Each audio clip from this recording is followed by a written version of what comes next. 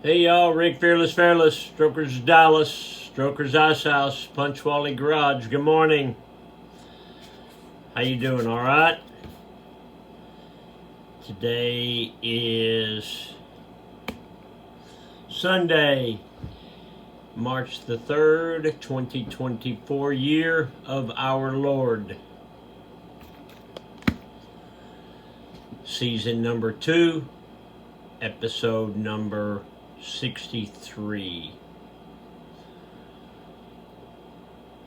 Today we will cover the projects, High Five, and Valerie Harper.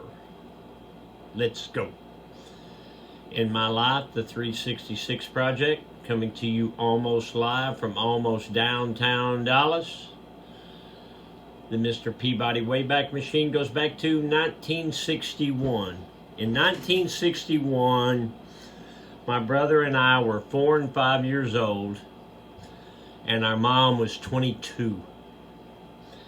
So for a while in there, we lived in the projects over in West Dallas, not far from here, 3 or 4 miles from where I am now at Strokers.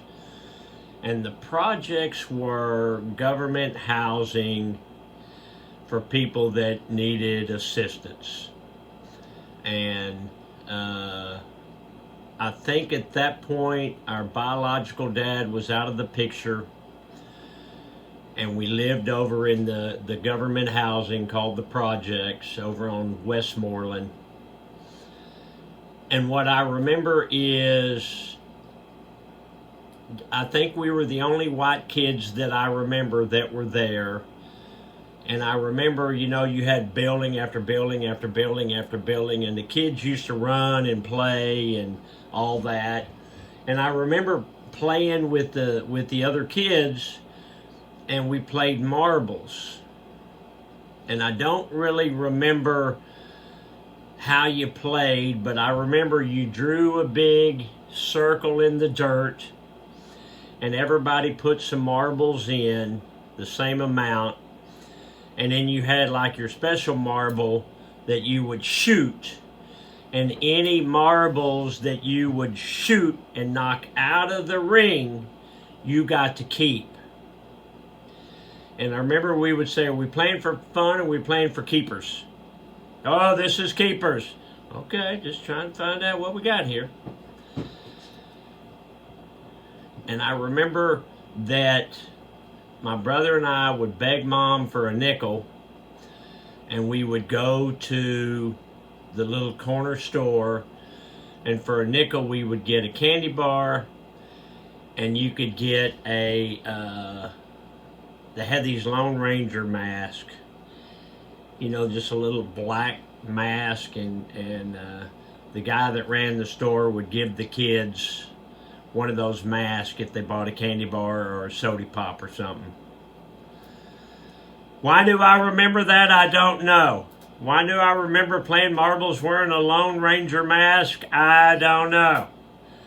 But when you're 4 and 5 years old, it seemed like the thing to do.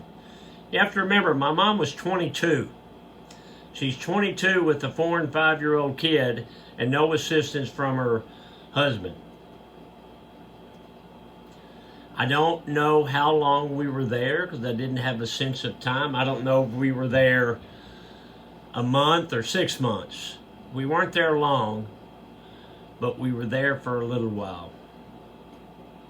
Just makes me realize how tough, how tough our mom really was. All right, let's check that chuck. Check that chuck, you big old... Ooh, hey, look at that, man. What you got there? Well, don't like to brag, but you got some black high tops, black and blue and white logo. You've got the clear toe over the black.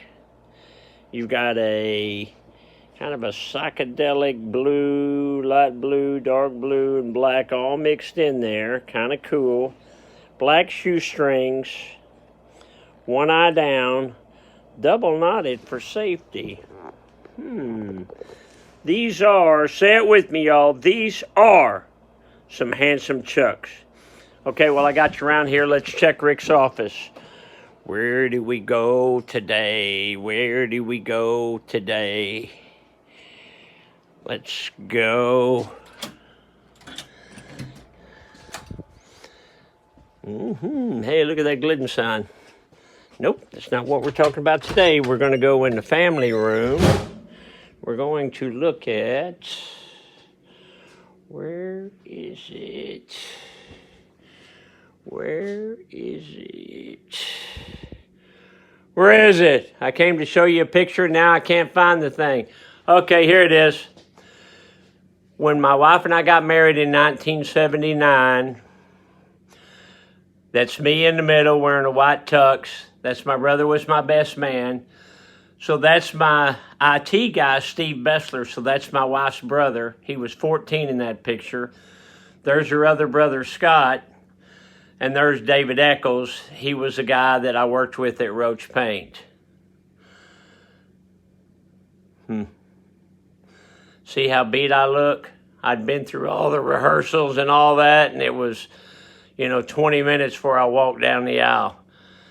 So see this? This was probably about the age we were in the projects. Actually, this might have been a couple of years after the projects. And that's not the projects. I think that's I don't know where that is. I think that's up in Borger, Texas, up in the Panhandle. My biological dad worked in the oil fields. Okay, so that's the family room. Turn that light out. Don't like to burn dollars. Hi, pal. Okay, so we'll cover a lot of this stuff as we go through the year. When I give people a tour, my office is always kind of a highlight. Okay, got that. Get my mom in there. I'd say in that picture there, she's probably around the age of the projects. Dad joke. Some people just need a high five in the head with a chair. That's true. Get off the couch, a motivational minute. It's a funny thing about life. If you refuse to accept anything but the best, you very often get it. What does that mean, Mr. Fairless? That means don't settle, man. Don't settle. Demand the best and get it. Now, sometimes you can't get it. And you got to do the best that you can with what you have to work with. It's just the way that is. You don't always get what you want, but you should always make the best of whatever you get. That's true in your personal life. That's true in your business life. You just got to make the best that you can to make you happy. Okay? Yeah, those project days, my brother and I drove by there. They're gone now, but we drove by there probably 20 years ago. And there were some black kids out there shooting baskets. And my brother said, hey, we were on our motorcycles and we stopped just to kind of look over there and reminisce. My brother said, hey, you want to go out there and see if we can shoot baskets with them? And I said, no, I don't. I don't. Okay, I'm going to leave you with this. Did you know that on the Mary Tyler Moore Show, Valerie Harper, who played Rhoda, almost didn't get the job because the producer said she was too pretty? But she did get the job. They uglied her up a little bit, and that is the rest of the story. She was a handsome woman. That Mary Tyler Moore, she was a handsome woman too. I loved her as Laura Petrie. All right, Rick Fearless. That's it for today. It's Sunday. I've got a lot to do. I'm going to give a lot of high fives without the chair. Love you, bye. Hey, I'll see you tomorrow.